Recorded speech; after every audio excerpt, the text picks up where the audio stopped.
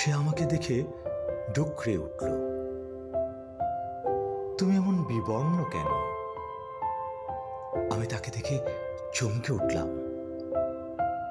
তুমি এমন বিদীর্ণ কেন? সে বলল, আমার হাতের দিকে তাকাও। তার হাতে খড় পোড়া আগুনের চাকা চাকা ছেঁকা। আমার বুকের দিকে তাকাও। তার বুকে ভাঙা রাজবাড়ির সমস্ত ইট পাথর। আমার চোখে তাকাও। তার চোখে উপুড় হয়ে আছে দুটো মরা ভ্রমর। আমি ভিজে বাতাসের মতো জিজ্ঞেস করলাম, তোমাকে কামাল সাজালো কি?